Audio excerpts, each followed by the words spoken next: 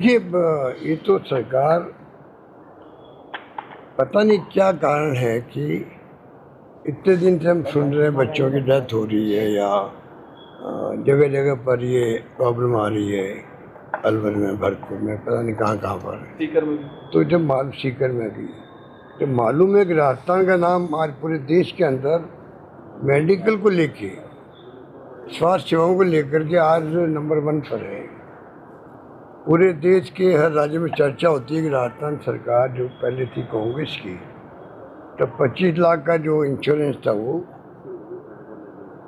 और दवाएं free, CT scan free, MRI free, operation free, ये कहीं हिंदुस्तान में नहीं है, कहीं पर सारी दुनिया में भी नहीं होगा। ये स्थिति राजस्थान सरकार ने बनाई एक अभिनव प्रयोग करके। मैं तो बार बार मांग करता हूँ कि भारत सरकार को हमारे प्रयोग को उसका विश्लेषण करना चाहिए, उसका एग्जामिन करना चाहिए कि भाई किस प्रकार हमने इसको लागू किया, क्योंकि लोगों को विश्वास नहीं होता कि 25 लाख का बीमा हो सकता है क्या, ऑपरेशन फ्री हो सकते हैं क्या, एमआरआई फ्री हो सकती है क्या, सीटी स्कैन फ्री हो सकती है क्या, ब्लड टेस्ट फ्री हो सकता है क्या। लोगों को विश्वास नहीं होता बाकी राज्यों के अंदर, कैसे हुआ होगा।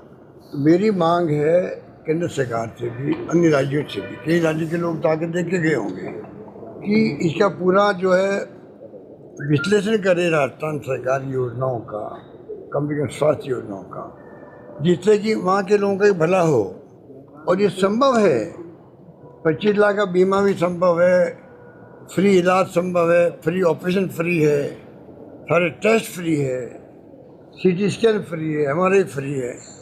लोग विश्वास नहीं करते, विश्वास नहीं करने के कारण से वो फैसला नहीं कर पा रहे। भारत सरकार भी क्या कर रही है, आयुष्मान भारत इतना प्रचार किया लोगों को, लोग समझते हैं ये स्कीम बड़ी दिखती है 5 लाख, और वो भी खाली एक सोशो इकोनॉमिक सेंचर हुआ था डॉक्टर मनमोहन सिंह जी के वक्त में।